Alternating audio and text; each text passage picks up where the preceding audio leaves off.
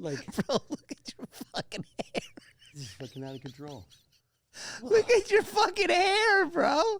No, you got your hat on with your fucking hair. You ready to play some fucking ball? What? You want to play catch? You fucking... Hey, what's the name of the podcast?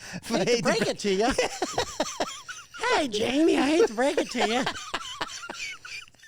Son, I just delivered the newspapers. What the fuck, bro? Are you? We're like wearing all white. I know, bro. Summer, bro. It's summer. You know we connect like that without even talking. Too hot for anything We else. didn't even connect. We think of like, bro, are you ready to go to the fucking park and play ball? Look at your fucking hair, bro. Done with all that. Bro, your hair My zippers. is so fucking. It's good. You got great hair, dude. Ain't going away. Still holding on. I know. I got nervous. crying. There was a section where I got nervous. You know, like you hit that one age, it's like it's starting to go back a little bit. But dude, But you're then I'm like me. Yeah, it's hanging in You're there. like me. I mean, your hair is much more than mine, but you got the gray in the beard, and your hair is still dark. So why don't you just make that beard dark and you're golden? I do for roles. For roles, I do. Bro, Kenny Loggins. Yeah. You got Kenny Loggins right now. Yeah. Bro, your beard, all you want to do is just darken that up. I did. I just darkened it up for a movie. I did a Glenn Danzig movie, and I darkened it up for that because Pull that closer to your mouth. Wait a minute. An actual Now you guys will realize that Sheridan will make me laugh more than most people. Why I'm so happy is I get off because I don't have to be the one driving it. You're Okay. Oh, you're yeah. the king of the convo. so you have guests on, and they're just like, Well, no, they're good, but I'm always driving it. But you're just gonna make me laugh because you're one of the few people who makes me laugh. no pressure now. So wait a minute. Yeah. A Danzig bio, an actual No, one? it's based on a comic book he did called Hell Mask. You know Glenn Danzig? He's like the rocker guy. Danzig. Mother, tell your children. Not Yeah, to live yeah, that guy. Danzig. Yeah, from Misfits. He's the lead singer of Misfits. Okay, so Danzig. Danzig. His He name is directed- Glenn. Glenn Danzig. He wrote and directed a movie called Hell Mask, and we just shot it. Like, Is it independent? yeah, very independent. But a guy like that should have a good budget. I think it was okay. Yeah, I don't know. What did you play? I just reached out to him when I saw it in the trades. I reached out going, how many Glenn Danzig movies are there? And you know, I did the Rob Zombie movie, so I go, I just want more of those like, oh man, what was it like to work with Rob? What was it like to work with Glenn?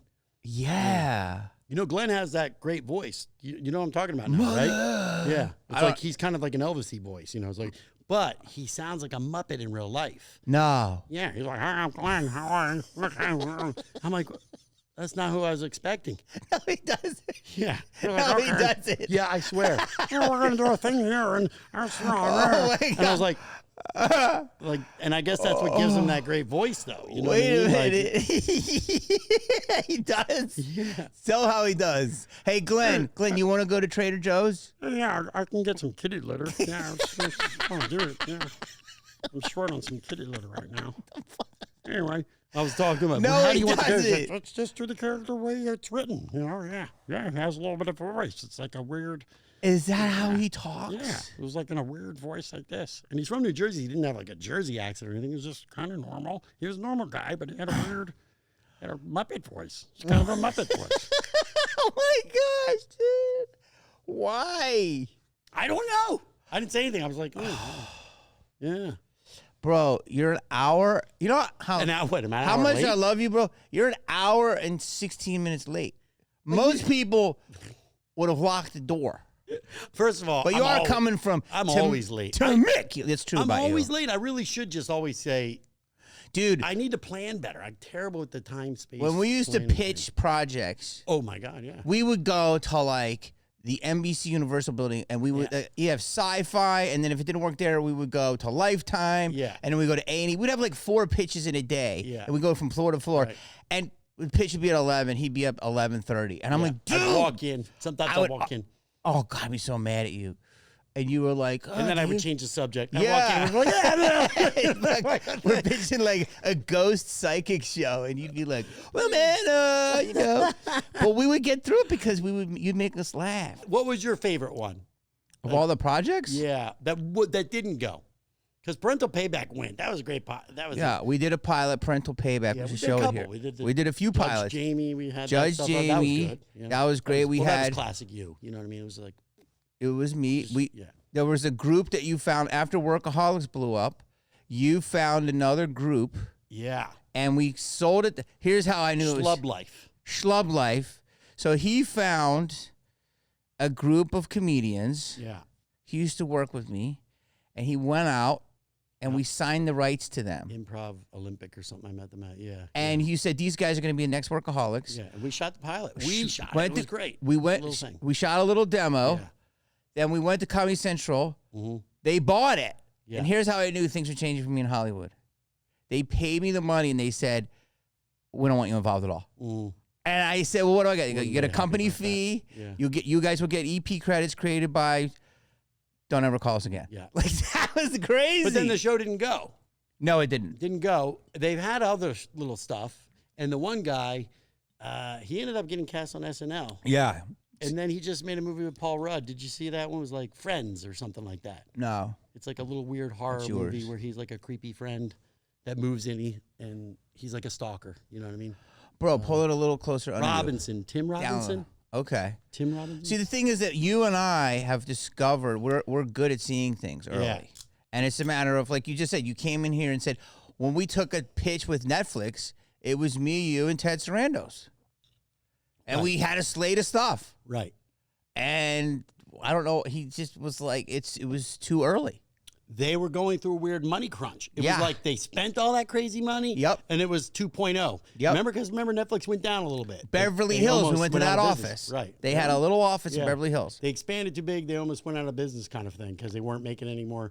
And the rest was towards their movies. But there was the stuff we were doing would have been, it was teed up for what's out there now with the Peacock, all the streaming services. I know. All the, what are they now? $15, $20 a month? Yeah. When people have it all, do they not realize their bill is like More. $400 or something Dude, for everything? It's more than what if it was. they just had the cable Yeah. back in the day. It was 100%. all lumped in. It's all split up, and they think they got something better. DirecTV, I got rid of, and it said, we're going to miss you. You've been a customer for over 20 years. And they felt so bad. No, they did. And they got me, and I want to go back now. But I only watched 3 channels, and I had 150. The house I live in now, I never even had DirecTV. That was gone years ago. When I got this house, on the side of the yard, on the side of the house is one of those dishes. You know what I'm talking about? Mm-hmm. And I'm doing stonework right now. I'll show you later because my son graduated high school and he needed a job. You do the Stones? I'm doing it with my son, but I'm telling him what to do because he's really I have him working. I'm paying him money though. So you're paying him. He's because doing he didn't get a job. masonry. Yeah. By the way, that's going to be the big money. Well, I told him, his name's Rocco. Yeah, You know that, right? Rocco's Rocks. So my name now with the company Slate. We're Stoneworks. And I make him call me Slate, but he doesn't. He's like, I'm like, Rocco, toss me that thing. And I call it like the Slate barrel instead of wheelbarrow. Like I'm naming it all Slate now because he's not calling. And he goes, okay. And I go, okay, what? You got to say, you got it, Slate. You know, like Yes. Wait a minute. Why don't you live stream this? I should. Bro, so wait, you have a company? It's not a company. I just made up a company just because we're I thought- working. I We've been thought he doing was- this for 3 weeks. I thought he was in college. He's leaving for college. So in between, I said, because I shot that Nick Swartzen movie, you know? Yeah. I said, if you don't have a job when I come back, because it's hard for these kids to get jobs because adults want those jobs now. You know what I mean? I know. And it's like, you can't get a newspaper job? No, the guy next door who's 48 is delivering newspapers. You know? Yes, so true. It's like there's no jobs for teens at McDonald's anymore. They're I like know. 50-year-old people there, you know? Like, fucked up. it's like, and so I said, if you don't get one, then you're working for me. You're gonna do everything I say, I pay him $20 an hour, but I said, Jesus. you're actually working out because now you're getting $20 cash. Yeah. You're not getting money taken away. $20 cash is like, Yeah. A lot. His buddies roll in and they're like, we're going to the hot tub or we're going to go to the casino. The big thing this summer is they go to the casinos. They got the casino. We broke out the Mark thing. I go, wait, I got those cards. That's and I a said, good what were the thing. spreads? But you know, local casinos here, they wouldn't work with the spreads. You know what I mean? Yes. You need like the spread. yes. And but I gave it to them anyway, and they were laughing. They were laughing their ass off that I had the card with it. Remember, it was yellow and blue. And Yeah, I love those cards. Yeah. Wait, so did they have the system? I Don't gave give it them to the system. They're not. They can't even bet. He's $14 up after 5 visits. It's $14 up. Wait, but I said, how much have you been paying gas to go back and forth to these casinos? I go, you're going to lose by the end of the season. But what really quick, working for me, I did say there's a benefit because when your buddies roll over and say we're going out, I go, we were going to work on this, but go ahead. You know, like if he got a job at Walmart. Or Target. He had an interview at Target. Dude, I think Target's $18 an hour, and they take out taxes. Right. Plus, if he had a little part-time schedule, he wouldn't be able to go out with his buddies that he's gonna not see soon. You know. Yeah. He's got that little window before he goes away. So I go enjoy your summer. So he's working for you. Then he's gonna go to college. But isn't he like a lacrosse star? Yeah. He'll be a lacrosse star. He's gonna play lacrosse. It's a club lacrosse because he's going to a school that. Yeah, he's going to that super nice school. I won't say the name of it. Yeah. It's this crazy school. Can I say it? You can say it. Yeah. This is where he's going. Don't say it. Let me tell him. All right. His kid is going to Choate. Do you know what that means? You're so connected now. His kid is going to the most elite, extreme, literally the 1% his kid is in because his kid is insane with the soccer. He's great with what is it, a basket? Lacrosse. Yeah. I mean soccer. Yeah. But what is it? Stick. A shaft, a stick. I don't know. No, but what you do, the move, you throw it to the basket. Yeah, you throw it in the goal. Yeah. So he's insane at that. He was highly recruited. You're being very, very, very modest. Highly recruited. So all those people, all those elites are going to want this kid because they want to win the championship. Maybe. Yeah. And so he's going to Chizote. And where is that at? What part of the country? Is it Rhode Island? Connecticut. Oh boy, that is so old money, bro. Yeah. You're doing great. You gonna drive him there? No. I like that you're normal. Yeah. So maybe people go, I'm driving my kid, and they drive him off and they drop him and they cry. That far. Yeah, Are you gonna fly him there? Yeah. Oh, so you are taking him? I'm gonna meet him there. He's gonna fly on his own because I'm gonna be in like Erie. He goes there September 21st. That's a Monday. I'm going to be at Comic-Con Erie, Pennsylvania. Yeah. I'm just going to meet him there. Now you know that I'm waiting. I'm going to leave on Sunday night to go meet him there. He flies on Monday. You can thank me for your Comic-Cons. I know. Yeah. Well, I would like a little bit of flowers for that. Okay, thank you. I told you. You got to do them. Did you do any first, though, or did you just send me to do them? No, I know. That's what I would do. I would send you to do everything and then test it out. Yeah. Because that guy was hitting you up. Yeah. Like, Dave, you should do this. And I said, all right. I did. No, but I got to thank you. Because you had stand-up, though. You were doing all the stand-up. You didn't need to do that. I was doing all the stand-up. Someone came to me. But when I started in 2012, they were much smaller. It was like a paper bag. You were doing them in the cafeteria of the Radisson. Right. You know, some ghoulish chick in a bikini's like, what's up? You know what I mean? You know the drill. Yeah. And so you make $8,000 in a weekend, which is great. And then you sign and whatever. Yeah. Then I told you about them. Yeah. And then you started doing them by yourself. Yeah. And going in, and you have the best way to do it because you kind of go in with the small. And now I have to thank you because my agent is so big that you'll tell me about cons and I'll be like telling him. He's like, well, I don't know if it's big enough. So you'll go. Mm-hmm. Then every con you've given me, I think you've given me at least 3. Okay. In the last year since you've told me, I've done them all now, and they're big. Yeah. So it's like once all blown up. You go, then they get bigger, and then either I go or Devin goes. And once they go and we have a good weekend, then everyone's like, what's that con? So there's a lot of cons that are first-year cons that I do. A ton. Right? And you break a lot of people's cherries. And I don't kill them on a guarantee.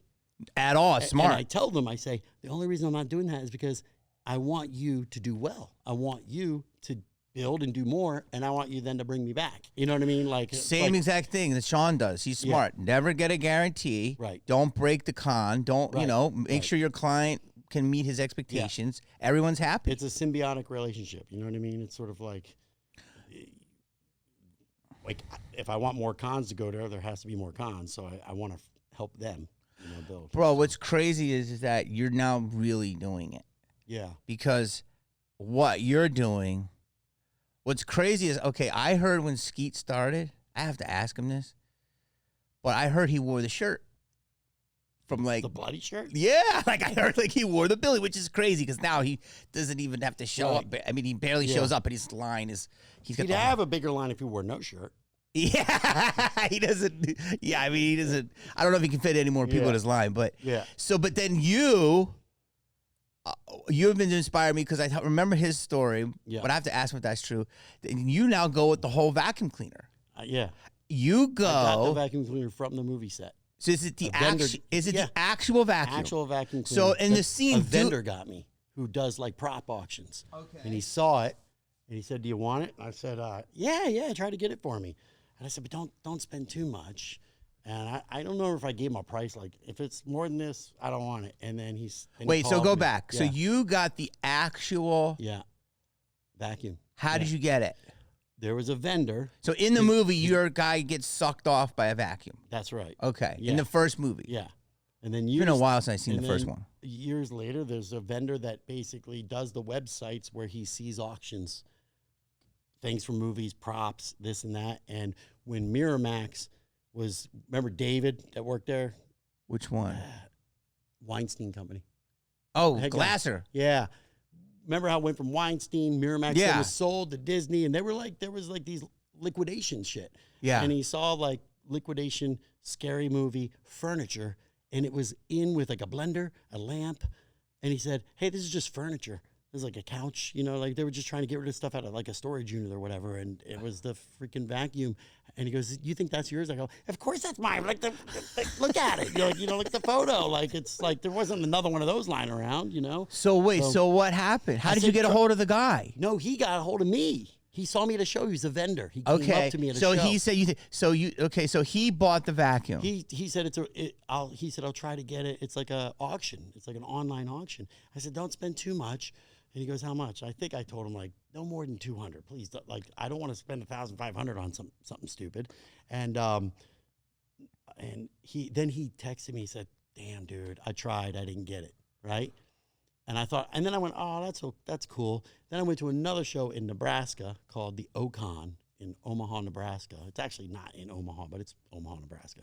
And I went there, and he was there. I didn't know he was going to be there, and he surprised me. It was at my table already. He cleaned. Yeah. That's so cool. It was like a surprise. He did get it, but he didn't want to tell me. But the best part was I wasn't prepared. I go, how the fuck am I going to get this back? You know what I mean? Yeah. Like I had to pay them to mail it back, How much did he pay for it? Oh, he got it for really low. He said, "You're not going to believe how much I got it for." So how much? $15. No way. Yeah, $15. But it cost me like $150 to ship it back because I didn't know about it. I go, dude, if you would have told me, I would have brought like a empty suitcase because I have a suitcase now that it fits in, Hold on a second. Yeah. Do you realize you are holding a super piece of gold? Yeah. So you got the vacuum. I got the real vacuum. From the movie. Yeah. The iconic scene of when it's sucking you off. Yeah. On purpose or by mistake in the scene. That it sucks me off on. Yeah. They wanted me to do that. But it was because you were getting sexual pleasure. Yeah. Not because you were vacuuming. It was a mishap. Yeah. Okay. Did you know that story? No. So I show up. I got a call. We shot him in Vancouver. Yeah. And you know how you get the call sheets, and they said, "Hey, you're getting called in." It wasn't on the call sheet. You getting called in. I go, "What am I doing?" Because I also did Ghostface. So I was like, "Am I doing Doofy, Ghostface?" They go, "I don't know. Come on in." Keenan Did you do all the Ghostface? Yeah. In the movie? Yeah. You're always the guy in the mask? Yeah. I did it. Does anyone know that? Yeah, people at cons do. Yeah, and same thing with this new one. So but there is stunt guys. Yeah. What's up? That's me. you. What's up? I do the voice. Wow. Mouse. Okay. You know where I am. Okay. Yeah. Amazing. That's why I have a fabric mouth. Both the masks have a fabric mouth because they couldn't hear me talk behind like the mask if it was plastic, So you have to sell these masks. I do. I didn't see them at the last con. Because I run out of them. Okay. Because I sell the Fun World ones, and Fun World stopped production. They didn't stop production. They held them out. And they held them out because when we made the new Scary Movie, they had to do a new licensing agreement. But Fun World owns that one too? Fun World owns the mask. They paid for them in Scary Movie 6. They cut a check for $20,000 to have the masks made, meaning Robert Kurtzman designed the masks and made them, but the part of the budget was already offset because Fun World said, we want to own the masks. Here's $20,000. And Robert was like, I got to send in the molds as soon as we wrap. I got to send Fun World the molds. Dude, that's crazy. They own Ghostface and what's his name? Ghostface. It's a spoof face. Yeah, spoof face. Ghostface spoof. Yeah. Okay, so wait. So what happened? You got the call sheet. I wasn't on it, and they said he wants you to come in at 11. I go, am I Doofy or Ghostface? And he goes, he's going to talk to you. And Keenan, I already did the scene where I ran down the hall with the vacuum, right? And because of that, and they saw how funny that was, they came up with their mind, like, we need to do a scene where you're jerking off in the thing. But he didn't tell me this. He's walking me, he goes, Dave, when I cast you, and you reminded me of Jim Carrey. Because, that's what he did say when he cast me. And he goes, and the thing is, you need to be fearless in comedy. There's no boundaries. We need to be able to do whatever it takes. And I know you have that, which I already did. I did the buzzkill shit and stuff like that. And as he's talking to me, and I go, okay, yeah, whatever you want, whatever you need. And he goes, good. And then he brought me around the corner, and it's just a flat. It's not even a set. It's a wall with a bed, just a wall. And he goes, I want you to get up on that bed and put your dick in the vacuum. Right? And I was like, all right, I'll do that. Yeah, I'll do that. And then next thing you know, I hear the radios going like, he's going to do it. He's going to do it. Like, I'm like, what? And then like, like when Shannon Elizabeth had like the booby scene in like the thing, what do? They close the set. Right? Yeah. They close the set? Yes. I had like open invite set from the public. They were like, they were shooting a Sylvester Stallone movie like in the next sound stage is over. And they were like, hold on, we got one more shot. We're coming over. Like people were coming over, dude. I had like all these people watching. Like, I go, this is weird. On a fake thing, like low budget porn. Grips have better sets. Grips from Palmdale. Yes, people were rolling in. Like, can you wait a second? Like, we got one more shot here with Sylvester Stallone. Wait, what was? They weren't even on our movie. Wait, what was Stallone's movie? It was one where they wanted him to shave his head. He was like, it was in the snow because we shot up in Vancouver. And he was like an escaped convict or something like that. I don't remember what it was called. Hold on. I should look it up. Shannon, was she naked in that movie or no? She was, no, but there were naked girls in the shower. Yes, and so they had this is a known thing, and before Me Too and all that, they shut down the set. It was called a closed set. So only the director and the DP would be in there, So you put your wang, you actually took your wang out? No. Okay, so where was your wang? It was still in the underwear. I didn't connect it to the. So then you're fine. I know. So, but they wanted to come to get a laugh. Yeah, exactly. They wanted to laugh. It was just funny that everyone was like, you might want to see this. I go, what the? It was still uncomfortable for me because there was no lines. There was no lines, and I really didn't want to do it. So, and in that scene, I'm going, it keeps going on my lap, and I go, no. I said no more. Like Doofy doesn't want to do it. Okay, one more time. And that was the part everyone laughed at. And then you go. Yeah, and Keenan said, I knew you'd find it because I was like. And then what did you do? Did you just go like this? Yeah, okay. Oh, I was pulling the thing. Yeah, like. They wanted to laugh. Yeah. So okay, so you had an open set. Yeah. So dude, I go back. So the vacuum is $15. Do you know how much that's worth just right now? I don't know how much it's actually worth if I try to sell it. Maybe like 200, 300, 400. Are you out of your fucking mind? Are you out of your mind? Is there some weirdo over there that would want it? Dude. I've seen arrest records of people that do it. By the way. It's always, what? People send me because of that. They always send me like when a guy, it's always a Florida man arrested at the Marriott he was in the hallway wasted and he saw like the hotel's vacuum. Yeah. And he took it and they arrested people. Wow. Yeah, it's happened a few times. Or I have people come up and go, I do that. I've done it. I did it. Like, I go, really? I didn't. You know that, right? I actually didn't, but you did. And you're telling me that. And wait. My husband's always doing it. I go, yeah, I get that. Like, okay, so wait. So here we go. Wait. Do you understand how much stuff is worth? No. Dude. I never. How are you out of your mind? How would you price it out? How would you know unless you put it up? Oh, my God. Okay. Where do I go put to, it like, this Arthur way. Treacher's or I want to say this right now, and I don't want to say the names, but I guess I can. Alan This is how crazy this world has become. I'm good friends with Lee now. Yes. You know who Lee is? Yeah. Well, I didn't know who Lee was 3 years ago. I mean, I remember him from the set, but it was 30 years ago. I had to be reminded. Yeah. Lee's a big stuntman. Yes. But now Lee has embodied the body of Ghostface, meaning he's like the shape, right? Yeah. In the first one, he did some of the biggest kills. In the second one, too. Yeah. But to me, it was always, Matt and Skeet, right? Yeah. And then Roger was the voice. So it's like this 3-entity system, right? Yes. Now, I have forgot that there's a guy named Alan. Oh, Alan, right. So Alan is another stunt guy. From 2 or from 3? Which one? From at least number 1, but I think he was on a few. Okay, got it. And he's TV head. Oh, because he got put the TV on his head. Stu. Yeah. Yeah. So, I say TV head, right? Because that was an iconic thing. And so Alan, I believe, I don't know He if has a TV? Well, he's got a lot of stuff, but Alan has something original. Yeah. Maybe it was a mask or something. It was crazy what he had. Mm. He sold it. He auctioned it. I wouldn't have done it. And it was $128,000. It had to be one of the masks. There was Robert Kurtzman did a filler mask. You'll see it in the Henry Winkler thing, where it looks a lot different than the other masks. Well, Lee has that mask. Lee has that one, which is insane. Yeah. But what I'm saying is, I know somebody. I don't want to say their name, but I know a big person from Saw that sold something that was a big thing in the movie, but not crazy, for over $300,000. So you have something that's crazy. I have the. I would put that the original Was Up mask, and I have the original Ghostface mask. I have the original robe, bro.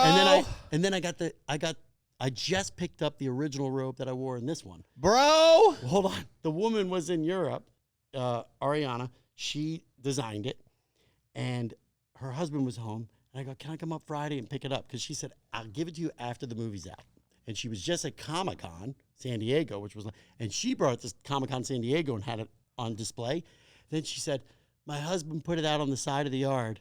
It's in a garment bag on the side of the house. Just go through the gate. And I go, you put that thing out? And I get there. I go, God. And I get there, and there was the gardener guys were all lying out, taking they were in the shade. I go, what the fuck? I go, well, I hope no one's here. And there was a bunch of guys in the yard.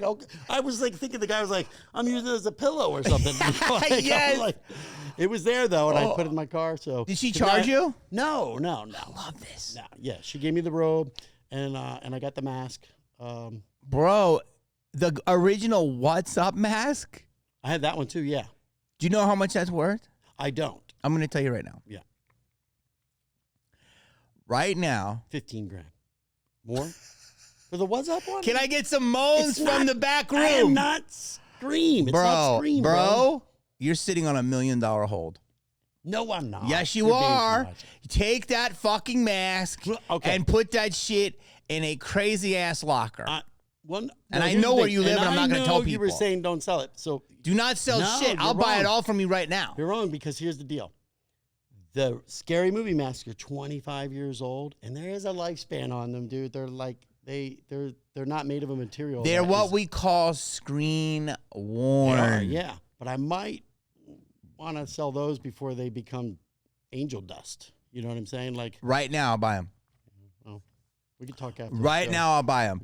Bro, you're out of your mind. There's a guy. You have me on here is there's a guy. I didn't even know it. There's a guy that has my dead suit from. Yeah. And he bought it off another guy. Another guy showed it to me, and it was $10,000. And I said, never sell it. And I was gonna buy it, and then he sold it to another guy for $20,000. Mm. And this kid who has it is really building an insane Scream museum. He's called Drowned Boy. Oh. And I don't know if he'd even sell it to me, but I don't even know if I want to buy it off him because I think he's doing such a good job with it. But this dude has my death costume. Do you understand what this shit is worth, bro? In the con world, what are you doing, Doofy? Yeah. Are you looking for it? I was looking for the masks. Don't worry. Show it to me later. Okay. Now, wait. So you do this crazy... You do the crazy in-person reenactment. And you charge more for that than just a picture, correct? You're talking about the Doofy. Mm-hmm. Like photo ops, you mean? Mm-hmm. The pro photo ops? Well, with the vacuum, do you do the vacuum? Is it the same price with the vacuum, or you ever do a picture with no vacuum? The only time I might do a picture without the vacuum is if they're there for another film like Devil's Rejects or something. But they all want the vacuum. People want the vacuum, dude. They want the vacuum. So I usually I'll give you one regular one, and then I go, now I'll give you a doofy. You know what I mean? And they love it. They love it. And our friend, Can I tell you a funny story? One time in Scotland. Go for it. What was this con called? It was called Northern Frights. Okay. How do you find all these? I don't know. They find. Do they find you? Yeah, they find us. Yeah. And you always go with Felicia. Okay. Yeah. So go ahead. Especially like Europe and any of those other ones. Yeah. So she's probably even bigger over there. I think it's about the same everywhere. Mm-hmm. You're like, okay. You know, but they run on a different electricity. Okay. I knew that obviously, so I bought like the converter. Mm-hmm. And this was a big con. This was like the Horror Hound kind of con. You know what I mean? Like, or like Scarefest, like one of those big, giant, big open area. You know what I mean? With all the things. And they had the photo ops. So I take it over for the photo ops, and there was the thing, the backdrop, and I plug it in. I didn't plug it in yet because I was like, I'll save it for the photo ops. Because it was one of those cons where there wasn't even electricity by me because it's those convention things where it's like, where's the electricity? All right, I'll do it at the photo op. I plug it in, and it just went nuts. As soon as it was the first girl, I grab her hair, and it was so high powered, the electricity, I had a converter on. It went, whee, and it took her hair, right? And I was like, oh, and I was like, holy crap. She's like, ow, and I was like, God damn. And then it starts to spark. It sparks, and it catches on fire. No. Yeah. No. And I was like, oh my God, turn it off. And as I went to turn it off, the entire place went black. No. I blew out the whole place. No, you didn't. Yeah, and it was a Saturday. Oh. But no. yeah, and now they were like, it's going to be like 40 minutes to get the lights on because that guy whoever knows how to put the lights on, he's not here. You know what I mean? Like, we have to get a union person that knows how to open up the thing and, You blew out a whole convention floor. I did, but they did. I don't think a lot of it was such a big convention that I don't know if everyone knew I did that because I wasn't like, I did it. I was like, oh, shit. Like, oh, that was crazy. Like, dude, I think maybe the photograph guy might have knew because he was like, yeah, there was a little bit of fire and the lights, but it was definitely, they went off at the same time. And then I obviously didn't plug it back in. So I packed the thing up and I go, the whole week, because then we were there like a week, and the whole week, even though I'm trying to have a good time and stuff, I was like, in my head, I was like, I hope the vacuum still works. Gosh, 100%. I had to wait till I got home. Yes. And then it was that kind of thing. It was like Indiana Jones, with the whole like monkey, the golden thing of like, is it going to work? Like, I plugged it in, it worked. I was like, this thing, like, because it's like from the 50s. Yeah. I was like, wow, they really built shit to work. This thing caught on fire and it still works. Why did it go off? I guess the electricity still works. I'm not an electrician. Maybe somebody can like chime in on like a comment. Yeah, comment people. If you know why, because I had the converter, but it still ran really hard and really fast. So I don't know what electric. So you sucked this lady's hair. I did, and it hurt her. Yeah, and it was like I couldn't. It was so powerful. Great suction. It was great. Worked good for like a minute. Great suction. Worked the best it's ever worked for like about 30 seconds, and then it blew up and took the lights out. Okay. I don't think people realize how insane it is you actually used the prop for the movie. I don't think you should use that one. I think you should get a replica. And you got to put that in a shrine. That's crazy, dude. That is crazy. That is crazy. It's gotten more dense now, actually. There was some dents from when I did drag it. Dents, yeah, I got dents. I always tell people, like, yeah, this is when I dragged down the hall, but there's also more dents. And I'm like, hey, really? I really dragged it down because I have, like, dented it on the road and stuff like that. So, yeah, maybe I might. I brought it to the new movie. We have a vacuum scene in the new movie. I brought it. It's chrome. And I go, we got to use mine. We got to use the real one. They did get a replica already from the photos.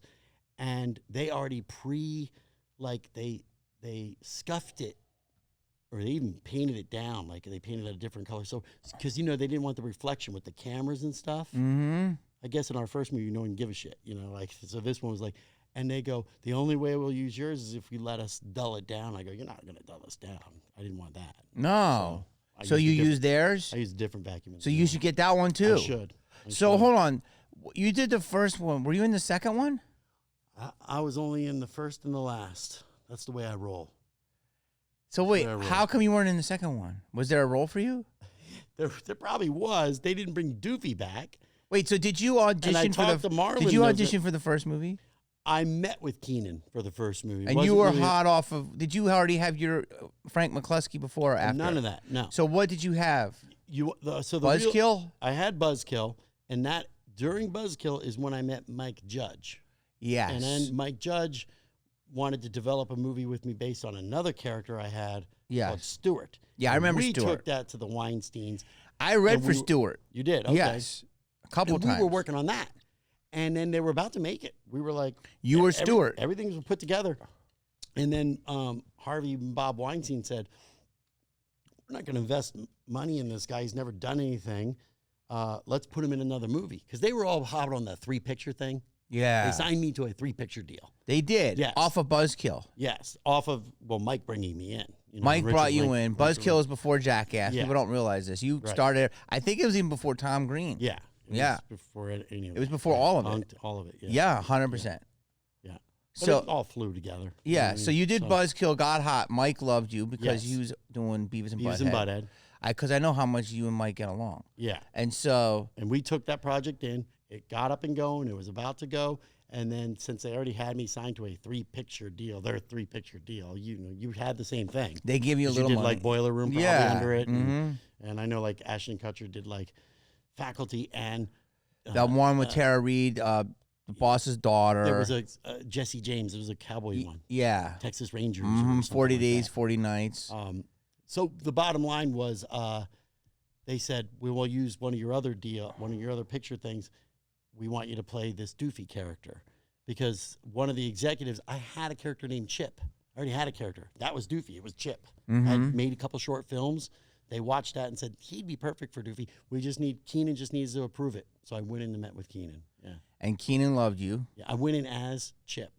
Chip. I went in dressed as the kid. He was all Hulk Hogan. Chip was a Hulk Hogan fan, Hulkamaniac. I'm a Hulkamaniac. Yeah, I'm a Hulkamaniac. I had everything Hulk. And I it was on Melrose. It was on Sunset. And there was I didn't have a cell phone. I had a pager, beeper, whatever. Yeah. And they're in New York. I went in and I just played my character and I left. And I was like, man, that went great. I got it. He's going to love it. Because I knew he would love that, right? Mm-hmm. And I get this page, the 212. I was like, oh, man, it's New York. I got to go find a payphone. And like 5 quarters. It was actually 6. It was $1.50. So wait, this was in what year? 1999. 99, so you had a pager. I had a pager. You had a meeting in L.A., and the answer was coming from New York. Well, they were calling me, Yeah. and they called, and they were flipping out. They were like, what the fuck did you do? I go, what are you talking about? I went in as the character and go, no, he thinks we sent in somebody that was really, like, mentally challenged. You got to go back and show him who you really are. He's a little freaked out. I go, Who said this? This guy, Peter Schwerin, Hold who worked on. at Miramax. He was like Bob Weinstein. He was Cary Grant's. They were like I Cary Grant, remember Bob this. Weinstein. The whole group called, but it was Peter Schwerin. So they called you and said you fucked the meeting up. Yeah, got to go back and show him who you really are. I said, okay. So you geez. didn't say hi to him in the first meeting? No, I walked right in as Doofy, as Chip. Yeah. And the whole time. And I was putting my fingers, I was like, high five. And I was like, he was like, what the fuck, yeah. I was just walking around. Yeah. You did that to Keenan? Yeah. You fucking put your fingers Well, because under his it was nose. based on Bruce. A guy in my neighborhood would always walk up to us. He was a Phillies fan. He was always, hey, how about this Phillies? High five. And he would stick it in his face, and we'd be like, get the fuck out of here. Yeah, high five. It was us just being like, dude, your hands smell like shit, you know? Fucking Bruce. Yeah. So you did that. Yeah. Oh my God! What? So I Keenan walked back in. So Keenan pushed your hands away. Yeah. So okay. So what happens? You go I walked back in, and he was like, holy fuck, dude. That was amazing. He was clapping. And then he said, do me a favor.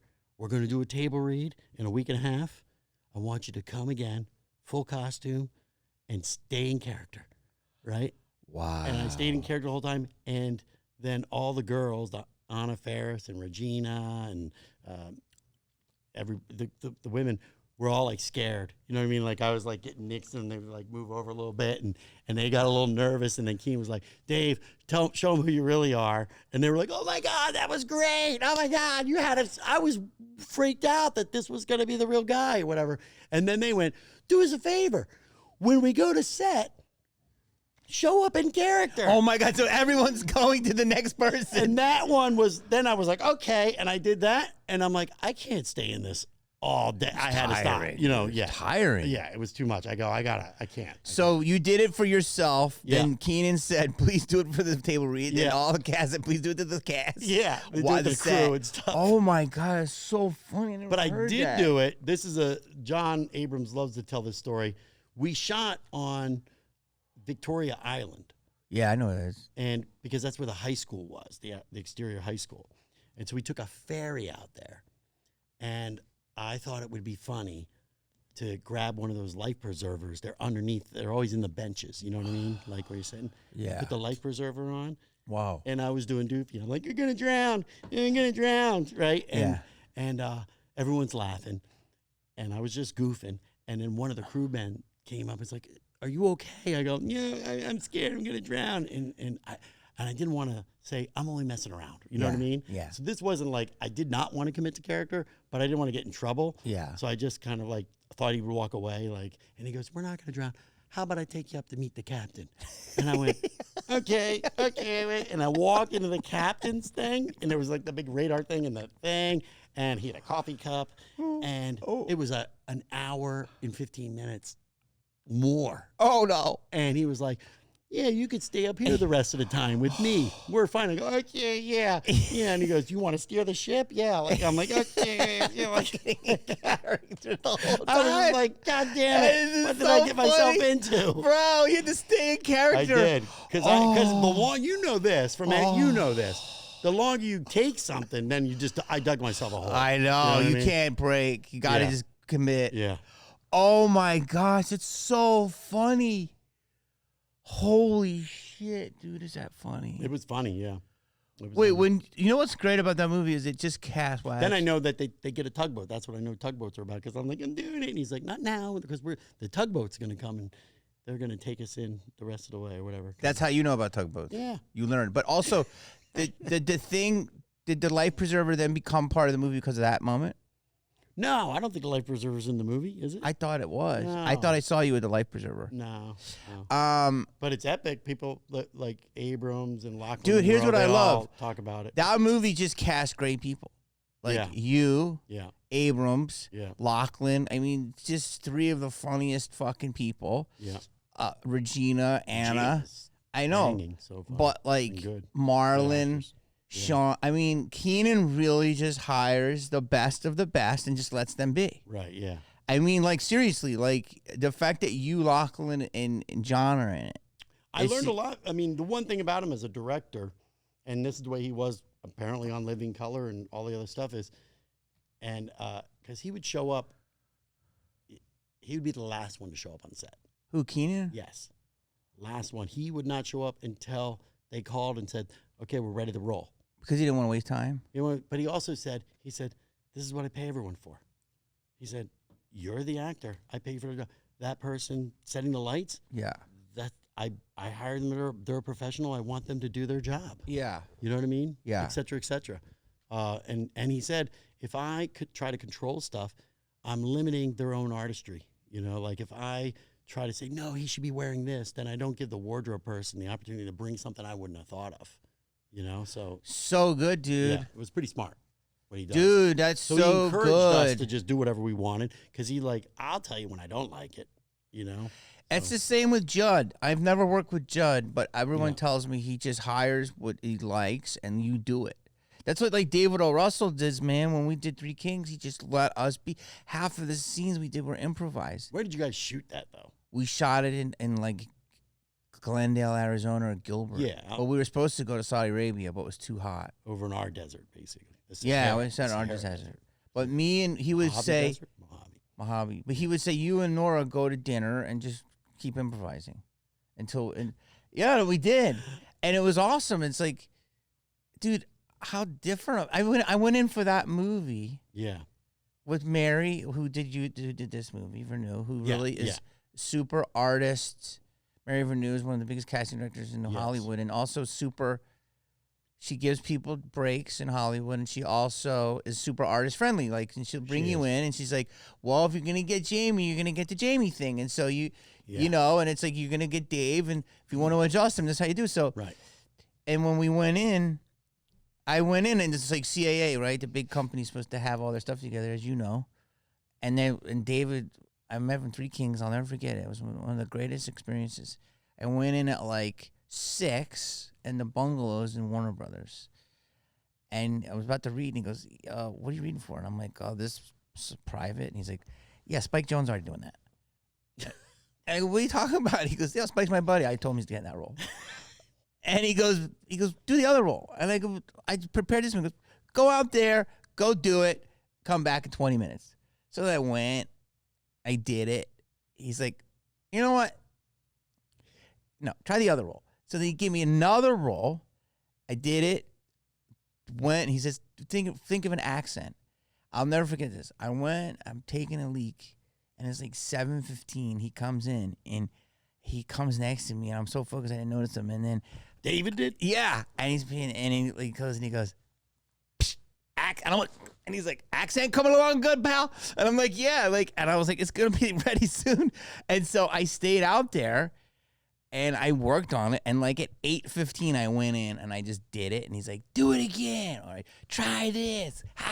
No, do this." And it was like sculpting me. Yeah. And I remember it was like one of the greatest creative sessions I ever had. And Mary was laughing and just let it happen. And we were all like building this great thing together.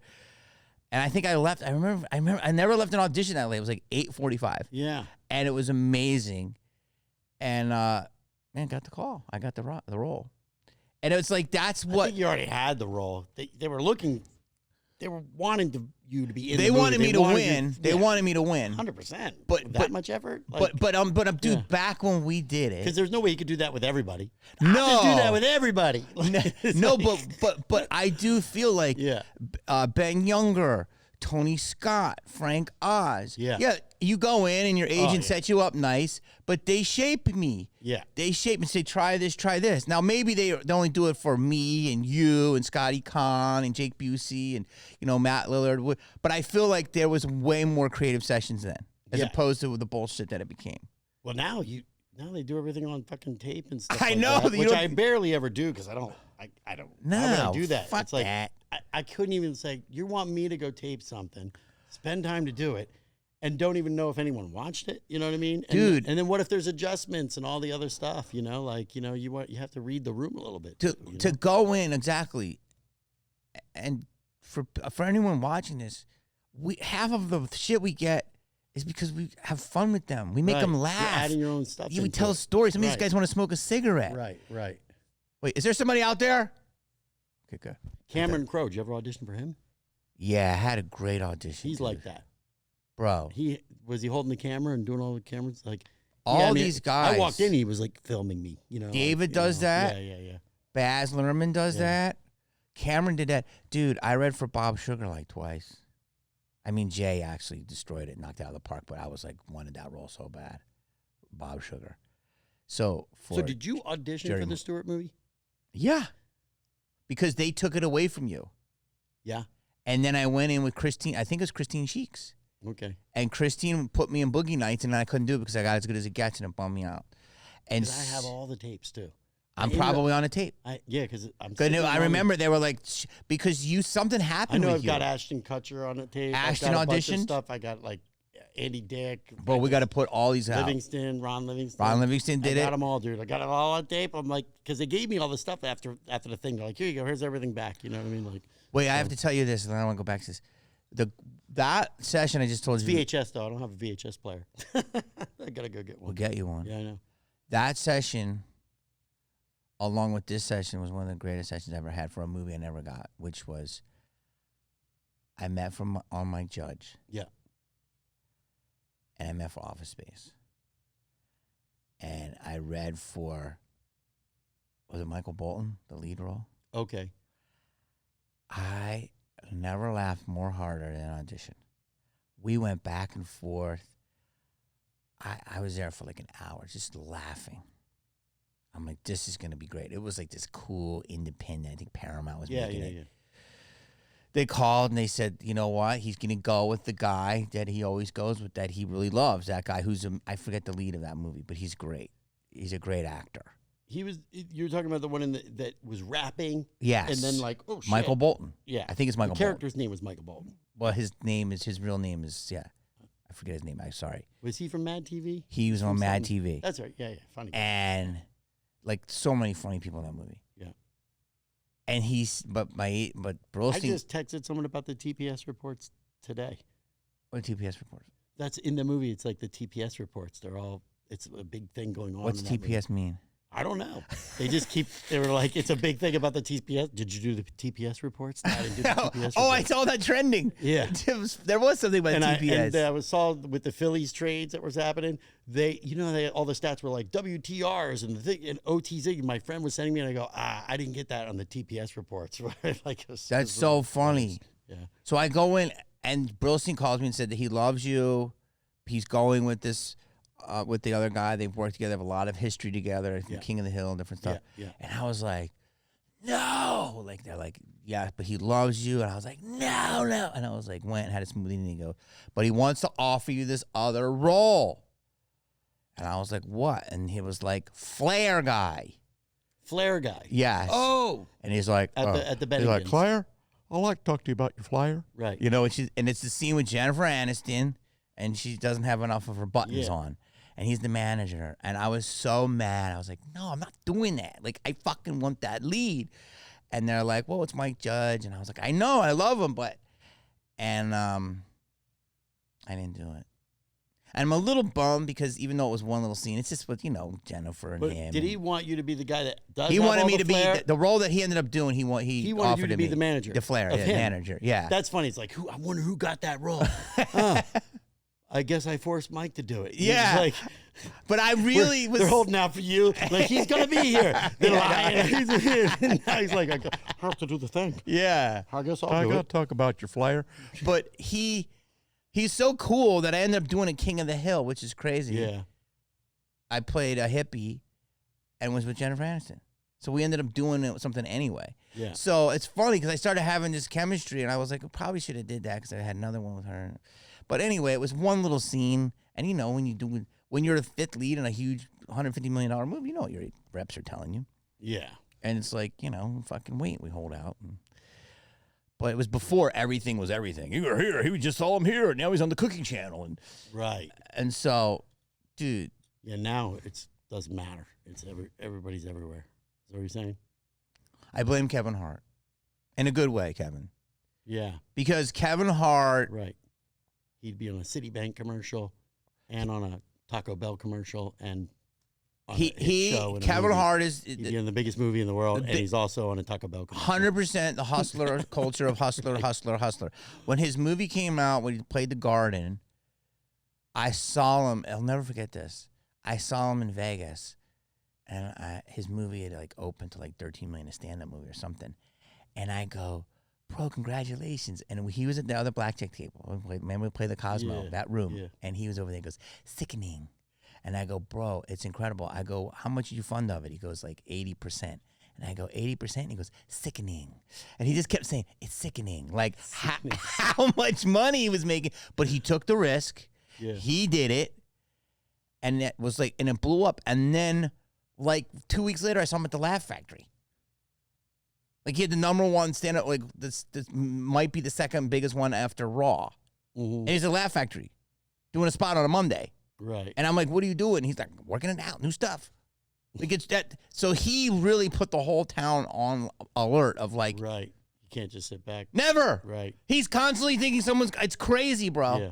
He's worth $400 million. He's like, I gotta go do that. Yeah. Like, it's incredible. Right. So to me, he changed it, and social media changed it. Yeah. Because it's just it's wild. And anyone hearing that, it's the truth, man. He's the hardest worker. And it's like, we used to do shit and be like, I'd make $80,000 in a weekend in a college. And I'm like, I'm not going up and doing a spot. Right. I'm coming home. I'm fucking gonna chill. Yeah. And fucking, I'm getting fucking have some fun. Yeah. But now But now it's like, can't rest.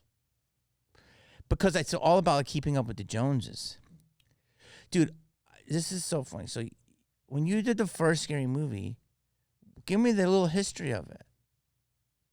Which part? See how he gets tired? When you tell the second one, why I wasn't in the second one? And then you told me some good stuff. I don't know what you're allowed to say about, like, who owned it, who didn't own it, and stuff. Who owned a Scary Movie? Because what happened was when they sold. So yeah, what's crazy is Miramax was its independent company. I want to give people history. Yes, two brothers. They worked for Brad Gray, and they were literally concert promoters. This is the history of Miramax. They named them after their mother and father. They were from Buffalo, big beefy Buffalo guys. Yeah. Then they actually they're super artists. Like, they love artistic movies. Yeah. And then The Crying Game and a couple of those movies blew up. And then they gave Quentin a shot. Boom, they blew up. Disney bought them for $60 million. They had freedom. They were killing it every year. Then they wanted to make the division to make money. So that's what Scream was. Right, Dimension. Scary Movie was right. Dimension, which was our title. Dimension. They used Scream, and then they said, let's take that other title and make it, and that's where he comes in. The parody. The parody of a satire. Or are we a satire? No, your chairback says Scream, or says Scary Movie. It's insane. And my chairback from the original one said, Scream, if you know what I did last Halloween. So David Arquette says Dewey, Scary Movie. And mine says Doofy, Scream.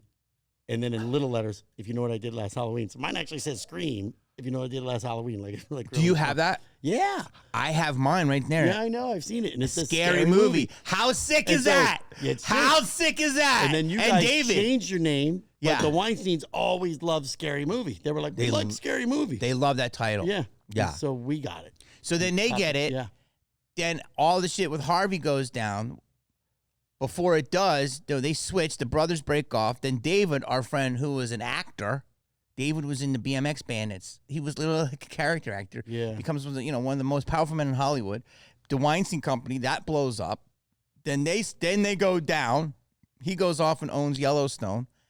And Lantern Capital buys the whole library for very cheap of everything Weinstein, which was $300 million. And then they give it to Paramount to first right to distribute it. Yeah, I think Saban bought a bunch of stuff too. So they did? Yeah, I think Saban bought stuff.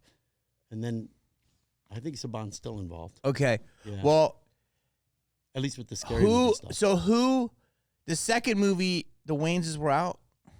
They were out by the third. The second movie was huge. I went in and read. I'll never forget. I had the best meeting with Keenan. And then I think I read for David Cross's role. Yeah. It's a good role. It's funny. It was funny. And he's like, you know what? I love you, man. And he's like, but you're with the other universe, which I agree with. But he's in a wheelchair, right? In that movie? Yeah. I thought of a wheelchair kill for another. Like, I don't have a movie for it, but I swear, just today for no reason this morning, while I was in those notes, I go, oh, it'd be funny to kill a guy in a wheelchair who's like completely paralyzed. Yeah. So while he's getting chopped up, he can't feel any of it. And the guy's the other killer's getting really good. He's like, I can't feel it. I can't feel it. Ah, don't know what you're doing. I can't feel it. It's like guy's like chopping his legs off. It's gross, but he's like, that's just fucking looks crazy. Yeah, I can't feel it.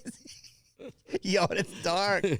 But wait, so he said you're in the Scream world. It's just going to be too much, and I agree with that.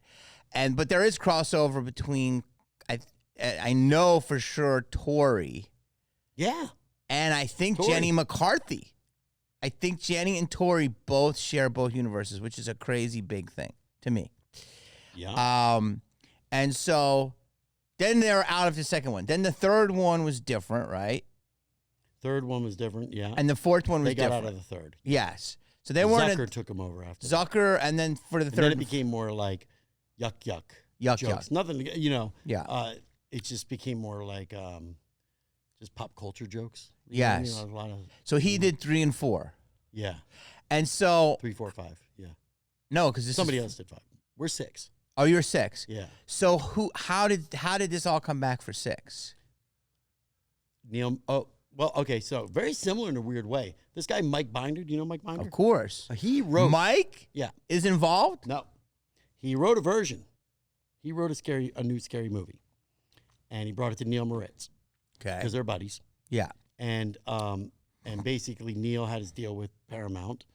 And the whole thing was getting up and going. They made an announcement. They're going to make a new scary movie.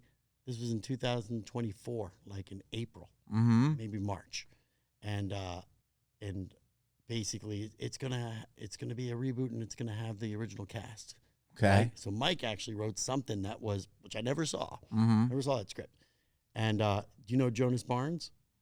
He's over at Neil's. So I'm friends with Jonas, and I called him. I go, bro, he goes, yeah, hang tight. We're still putting it together. We got to lock down everything. And this was like in April of 24. And then he called me. He's like, you were the killer, right? Like, and you're the voice. I go, yeah. And I still have the outfit. I still have the mask and everything. So hold on. funny. I got the outfit. I got the outfit. I got the mask. Right? And he goes, hey, hold on. And then you hear him like go on hold. And he goes, so you still have the mask? It's still in good shape? Like that? Like, you know the way Hollywood is. Bro. They were probably going like, wait, we could save money on the mask. Yeah, right. And you did the voice, right? And you got away, right? Yeah. Yeah. Okay. Hang tight. We're doing some paperwork, but I'll call you in a couple weeks, you know? So I was kind of in. He goes, you're in, dude. Don't worry about it, because he's friends with me. And he goes, but they had to get, who did they have to get first? They had to get Marlon. They had to get Marlon. And so Marlon knew he had the leverage. Yeah. He had the leverage. And But they made the other ones without Marlon, right?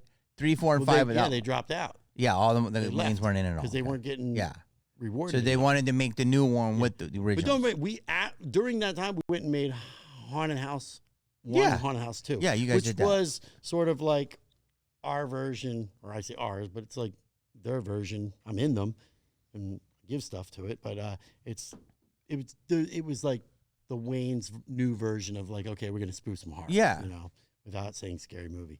So And it's basically, different. I texted him when he got ownership, bro. He got ownership to make the deal. He said, I'll come and do Scary Movie 6. I'll lower my rate, but I want a piece of I want to be back and I want ownership position. So, Wow. Yeah. But did they own it in the beginning? No, They probably didn't. they didn't own it at the beginning. That's why that's kind of why they got shafted out, you know? So he owns a piece of it. Yeah, a big chunk. You can ask him. Marlon owns a big piece. Yeah. Sean? Well, I think it's the whole Weinstein family. Wayans. I think it's, I think The Weinstein family doesn't. it's just, its own, like 30%. Well, don't say it.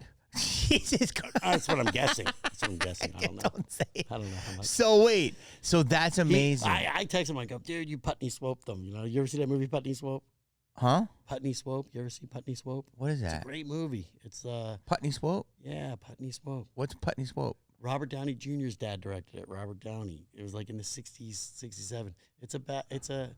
You have to just watch it. Okay, I'll watch it. It's Putney funny. Swope. Yeah. So hold on. So he gets it. He got ownership. Was it? And so he gets ownership. Now, was the script to use Mike's? Once he signed, he Mhm. goes, so I'm in control now. I'm controlling ownership, right? And they're like, absolutely. And this was Neil Moritz was on the damn thing. Yeah. And Mike Miner's and he goes, okay, you're fired. Or to use your script. That was the Putney Swope part. Sorry, Mike. I love Mike. Yeah. So he fired everybody. Yeah. So removed Neil's him. involved with the new one, Oh, yeah, not really. We never saw him. but his name. His name's on it. Because Yeah, which is huge. It's awesome. He's got his name on it, Biggest but producer. he was not a part of it. You know, he said, we're doing it. Like, Marlon was like, Marlon's if we're going to doing do it. it. It's got to be my voice, which I agree with. You like, Binder is fucking hilarious, right? Yeah. I'm sure the script's great, but Marlon is never going to come back and do somebody else's script because they're always going to think it's Marlon anyway. Yeah. You know what I mean? Yeah. Like, I would bring stuff to Mike Judge, like, hey, a cartoon. I got a cartoon idea. And he would turn it down. I go, man, I don't know why he's not doing it. And then I realized if Mike Judge does a cartoon that's somebody else's cartoon, but he's still going to get the blame for it. You know what I mean? Like, if it's not any good, they're going to say, Mike Judge cartoon. You know what I'm saying? 1,000%. Right. Dude. He's like, I don't want to do anyone else's cartoons because they're always going to think it's my stuff anyway. So he went out. So that's good though that Neil's name is on it because Yeah. he's huge, and he's Oh, that's how I He's found out great. about it. I found out before anyone else because I was calling Jonas. I didn't hear from Jonas for like 3 months, and we thought we were going to shoot that fall.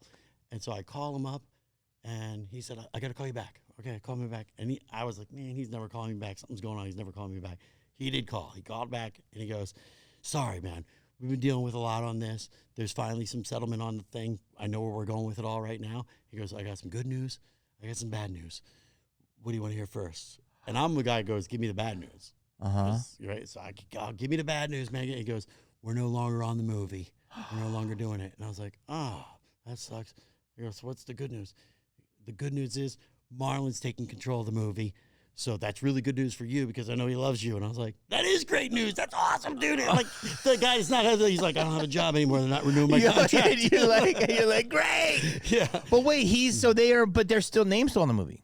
Yeah, they get a little piece, I'm sure. Mm-hmm. But I don't know if I don't think Jonas's name's on it. My buddy Jonas, he was not involved, you know. I'm sorry, Jonas. Yeah. So wait, so they go in and then Marlon takes over the movie. Yeah. And they rewrite a movie. They rewrite it. Brothers, yeah. And then he texts you when? Brothers. That was the best part. I didn't hear shit. I was like, I didn't hear anything. Am I doing this movie? I didn't hear anything. I don't remember who I texted. I think it was probably it was Marlon. Yeah, it was Marlon. He's like, I said, dude, it's amazing. You got the thing. He's like, yeah. I go, so what's up? He goes, well, I'll give you a call. You know, I'll give you a call. Don't worry about it. I'll give you a call. I didn't hear anything. And I got worried because they started like announcing everyone else coming on board. I go, what's going on? I literally got a call like 3 weeks before production to work out a contract and stuff. So, you know, I don't know if that was like, because I guess I was an automatic. You know what I mean? It's like, Dave's good. Let's focus on getting the people back like Anna and Regina. That were probably hard, you know. Yeah. Got to reel them in and get the contracts. Yeah. Know? So mine was like, show up. But you made money. I made money, yeah. I did well. So it's you, John. Yeah. Besides Anna and Regina, is Lachlan? Yeah. Lachlan. But there are certain people. The only one that didn't come back was Shannon. And I think they said, well, we didn't see a place to fit her, but she also lives over in like South Africa. Yeah. So I she could have flew back. Yeah. Yeah. I mean, she's flying back. She flies back. Yeah, I see her cons. Shows and stuff. Yeah. So she'll be in it. If they're going to do a 7, I guarantee she'll be back. There was no like bad blood. No. I think they just were trying to fit the story stuff in, you know. Because you know, as we all know, our careers have, you know, ebbs and flows. Ebbs and flows. Which way is a good way? Is an ebb or a flow? Flow must be good, right? Or the ebb is either way. Is ebb up? Ebb is an up and down. I don't know. Well, you were flowing with the ebb. And so... ebb and flow. But I've been with both of them. Yeah, the hot chicks, ebb and flow. Yeah. So they're sisters. Yeah, they're twins. But because I'm like literally sitting there and like I start seeing you at more cons, and then I'm like, I go meet Bronson for coffee. Oh, yeah. And he's like, Sheridan's on the billboard over here on Sunset. And I go, no shit, dude. He's blowing up again. He's like, dude, I almost ran into him, Sheridan, because they had your face. And so I was like, yeah, dude, this is what the business is. He's like, is he hot again? Is he big now? Is he going to return my call? I'm like, yeah, I'll return your call. But is that like this I is... return his text. Yes, text. I never call. No, he text. I never text. I mean, I never He call. just texted me the other day. You know, he ran into... I don't even bring it up. Jesus. Why did he send it to you? Do you guys have your... everyone. Why does he Check send it out, man. Look who I'm hanging out with. Bro, he runs into pictures with an ex of mine. Right. And sends the pictures of him with her.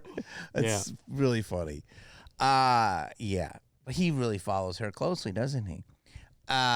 So you're on the billboards. Yeah. And the town. Now, do you get hot off of this? I think it was good. Huge. Yeah.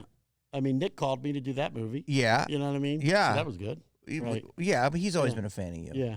So yeah, of course. Yeah. Do you, like, when you're saying, so are you getting more interest in offers or what?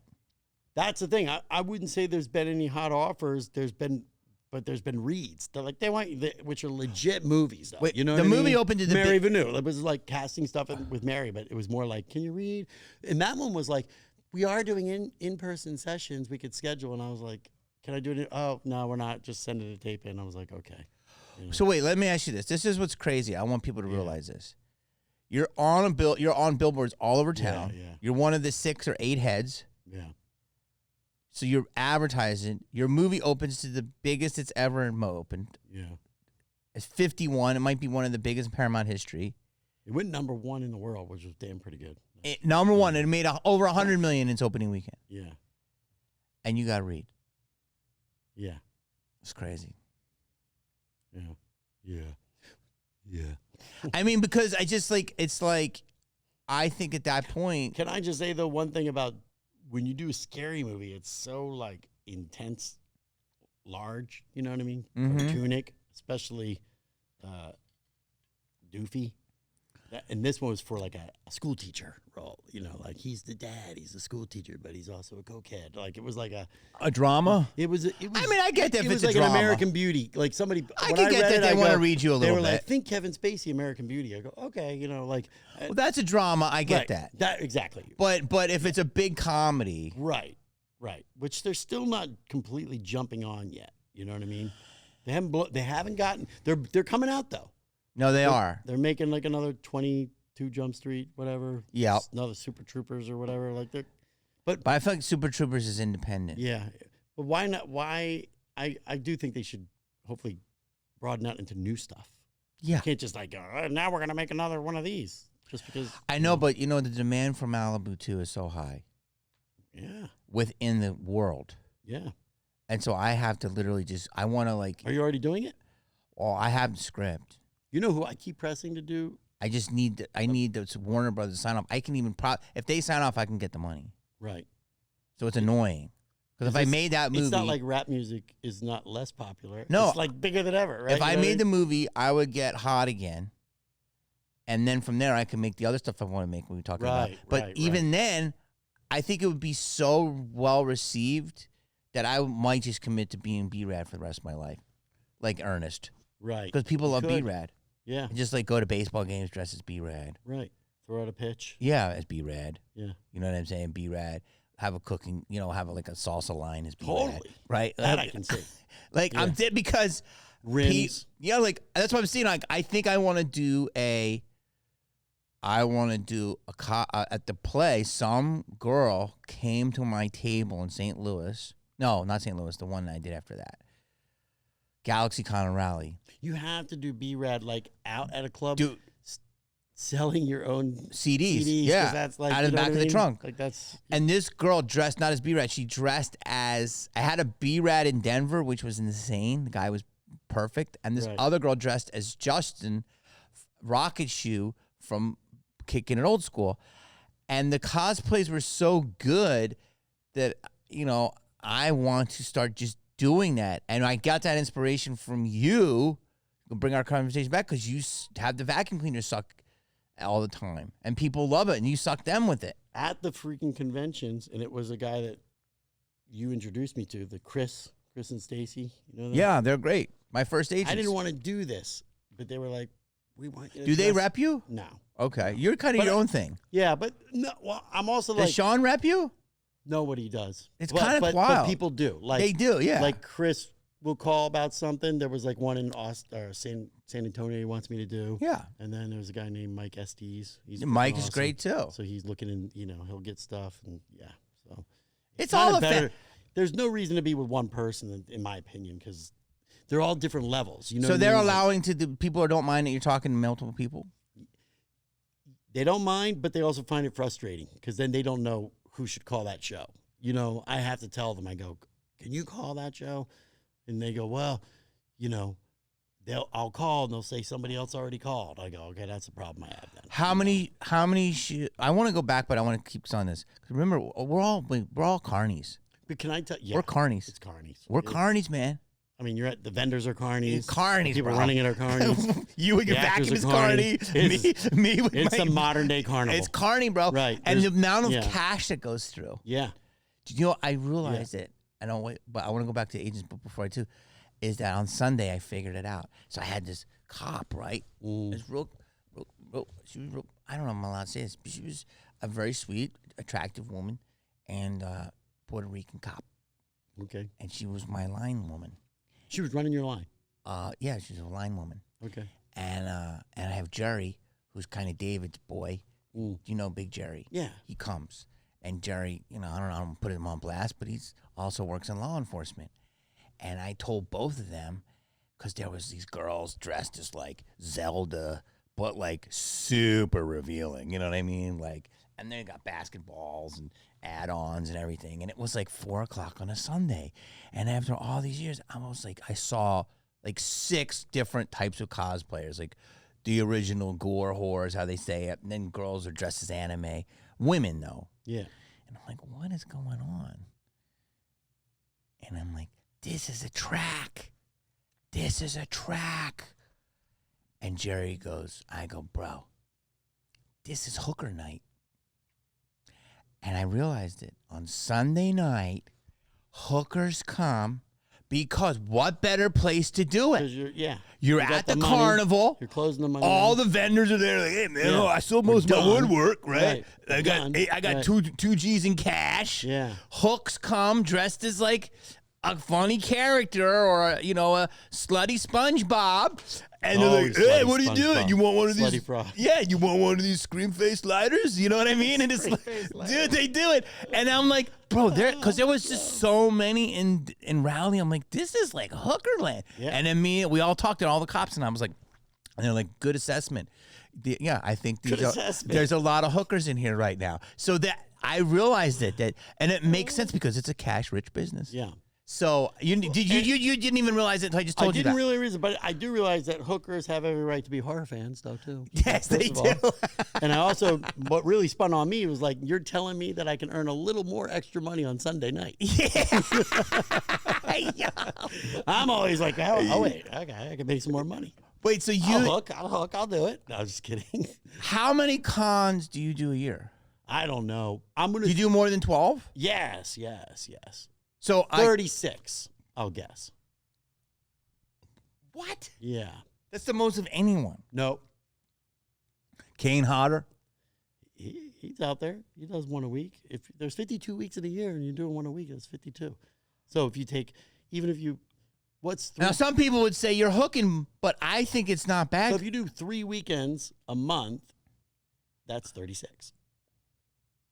That's what you always do. I'm around sometimes, but sometimes it's 4 and then sometimes it's 2. This guy went from 0 to doing them all the time. But when did you? But and they're not all cons because there's sometimes there's screenings or there's also store shows, store signings. I like store signings. Store signings are great because. How long do you do? The last one I did was like 10 to 3. And you made enough money to justify it? Yeah, because it's only you. Well, and what's in like Davenport or something? Right. Actually, it was outside Philly. It was called Levittown. I know Levittown. Yeah. There's a place called Scarecrows. Shout out. And so you went in there. Yeah. And you'll just do 5 hours. So that's a con for you. So it just means one thing on the weekend. Right. Exactly.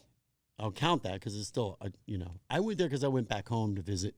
It was my nephew's wedding. How do you How do you find these people? They find you or it's just in the scene. You hear from other people anyway. Hey, I just signed at this. You know what I mean? I just signed at the store. I did it, we were, I signed with my new agent because I was done doing them. Yeah. I stopped doing them. Remember Wizard World? Yeah, they went out of business. You're saying they were huge. They became Fan Expo or something like that. I think they got bought. But when I had the best setup in New Orleans ever. Do you remember World, Millie? The headquarters was just right there in Burbank. Yeah, because during COVID they would send packages to sign. Yes. Yeah. I think it was New Orleans though. It's a tough town. That's a tough town. Vegas and New Orleans are tough because there's too many other things to go. You don't want to go somewhere where money can be spent on drinking and fun and partying. You know what I mean? Yes. That doesn't come to you. It's like.